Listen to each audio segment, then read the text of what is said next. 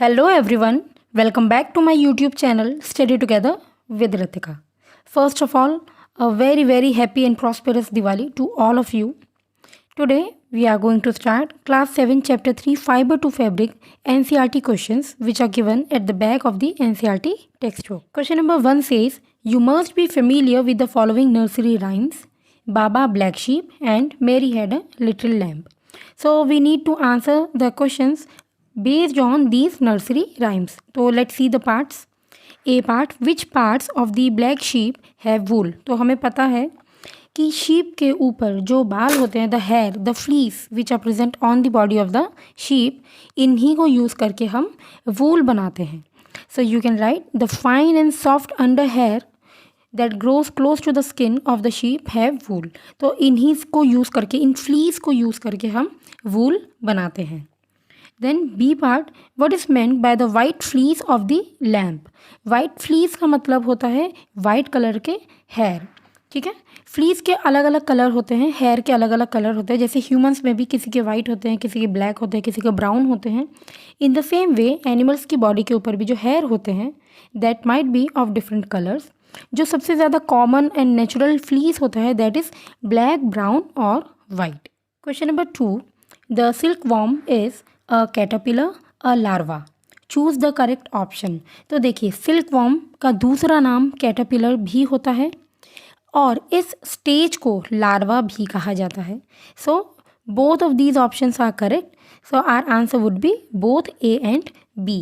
ठीक है, तो जो सिल्क मोथ से जब एग निकल जाता है और उसके एग के हैचिंग के बाद जो ऑर्गेनिज्म उसमें से निकल के आता है, उस ऑर्गेनिज्म को हम कहते हैं caterpillar and this stage is known as larva.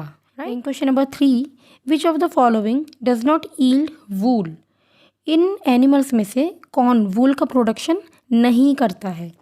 ए याक करता है, कैमल से भी वूल मिलता है, गोट से भी मिलता है, बट वूली डॉग, डॉग से हम वूल का प्रोडक्शन नहीं करवाते हैं. Okay. Question number 4, what is meant by the following terms rearing, sharing and sericulture.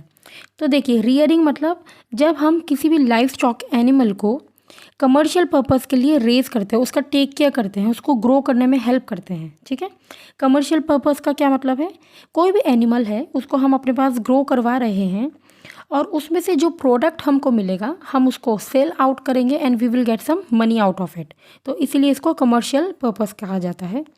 इसके लिए हम एनिमल्स को फीड करते हैं, मतलब उसको खाना देते हैं, उसको घर देते हैं, उनकी ब्रीडिंग करवाते हैं and after that we take care of them. तो अलग अलग एनिमल्स को हम अलग अलग प्रोडक्ट के लिए यूज़ करते हैं. जैसे कि लाइफ स्टॉक को हम मिल्क, मीट और वूल के लिए यूज़ करते हैं. शीप एनिमल को हम यूज़ करते हैं वूल के प्रोडक्शन के लिए. इन एनिमल्स को फीड करने के लिए अलग अलग चीज़ें दी जाती है. For example pulses, corn, jowar, oil cakes, leaves, ये सारी चीज़ें एनिमल्स को दी जाती है. उनका प्रॉपर वैक्सीनेशन करवाया जाता है, उनकी हेल्थ का पूरा टेक केयर किया जाता है सो दैट उनको कोई भी डिसीज़ ना हो. तो ये सारी चीज़ें आती हैं रियरिंग प्रोसेस में. Then the next part is shearing. Shearing हमने पढ़ा था वूल वाले प्रोडक्शन के टाइम पे. Shearing is the process of removal of fleece from the skin of the animals. लेकिन सिर्फ और सिर्फ फ्लीस मतलब हेयर का रिमूवल नहीं होता है. हेयर के रिमूवल के साथ बहुत ही पतली सी layer of the skin is also removed. ठीक है, और इसको रिमूव करने के लिए कोई भी इसमें पेन नहीं होता है. This is a painless process. इसके लिए प्रॉपर मशीन्स होती हैं, टूल्स होते हैं, सो दैट जैसे बार्बर्स यूज़ करते हैं ना, ट्रिमर टाइप का यूज़ करते हैं, in the same way sharing process के लिए भी शेयरर करके एक टूल यूज़ होता है. ठीक है. The last part sericulture. जब हम सिल्क वॉर्म की ब्रीडिंग करवाते हैं, उनका टेक केयर करते हैं सो दैट उसमें से हम सिल्क प्रोड्यूस करवा पाए, that process is known as sericulture. ठीक है, the breeding and management of silkworms for the production of silk. अब डिफरेंट टाइप के सिल्क होते हैं, example mulberry silk, tasar silk etcetera. अच्छा, और ये अलग अलग जो सिल्क होते हैं that depends on the type of food we give to the silkworm. उनको जिस टाइप का लीव्स मिलेगा उसी टाइप का वो सिल्क प्रोड्यूस करेंगे. Question number 5, given below is a sequence of steps in the processing of wool, which are the missing steps at them. तो सबसे पहला है शेयरिंग. पहले हेयर को रिमूव किया जाता है, फ्लीस को रिमूव किया जाता है. Then scouring. Scouring means the washing of the hair, जो फ्लीस है उसको क्लीन किया जाता है, वॉश किया जाता है। आफ्टर दैट सॉर्टिंग, सॉर्टिंग में क्या होगा, अलग अलग टेक्सचर के हेयर होते हैं उनको सबको अलग अलग कर दिया जाता है, उनको सेपरेट किया जाता है। Then next is fibre spinning, spinning में क्या होगा, जो भी हेयर होंगे टेढ़े मेढ़े होते हैं उनको स्ट्रेट किया जाता है, आप कार्डिंग भी बोल सकते हैं इसमें, ठीक है।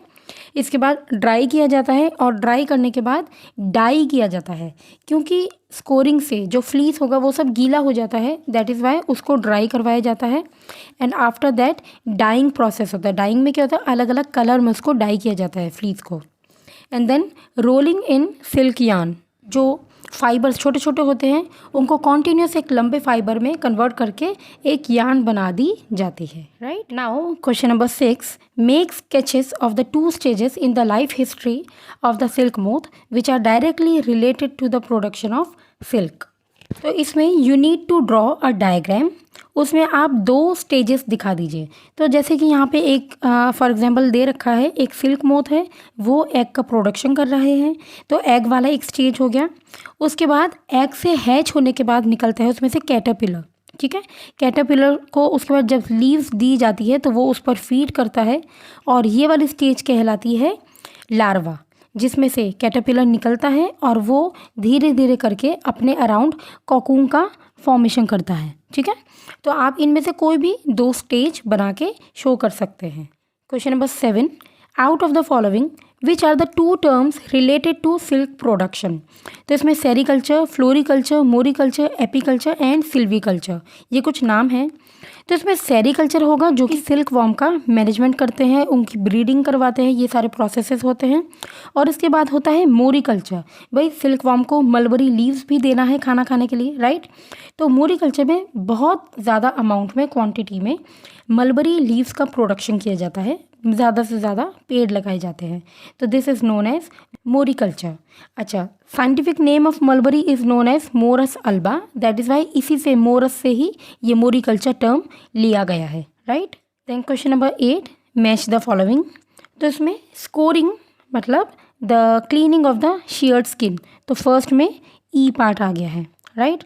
Second is mulberry leaves, mulberry leaves क्या होते हैं, food of silkworm. Third yak, yak एक एनिमल है जो कि वूल प्रोडक्शन में हेल्प करता है, तो wool yielding animal. Then cocoon, तो कोकून क्या होता है, सिल्क फाइबर्स जो कि सिल्क वॉर्म के अराउंड प्रोड्यूस होते हैं, तो इसमें हम लिखेंगे yields silk fibres. Then question number 9, given below is a crossword puzzle based on this lesson. तो इन हिंट्स को, डाउन एंड अक्रॉस वाले हिंट्स को यूज़ करके हमको इसको फिल करना है। तो I will directly show you the answer page. तो जब हम डाउन वाले वर्ड्स देखेंगे, इसमें फर्स्ट इज़ थॉरो वॉशिंग, तो वॉशिंग वाले प्रोसेस को हम कहते हैं स्कोरिंग। तो SCOURING स्पेलिंग होती है, लेकिन यहाँ पे नंबर ऑफ ब्लॉक्स थोड़े से मतलब गलत दे रखे हैं, तो that is why we will write in this way only. Second is animal fibre, तो एनिमल फाइबर में 2D में आप लिखेंगे सिल्क, राइट। अच्छा, third is long thread like structure, तो थ्रेड लाइक स्ट्रक्चर बोलते हैं फाइबर को, ठीक है। तो दिस 3D इज़ फाइबर।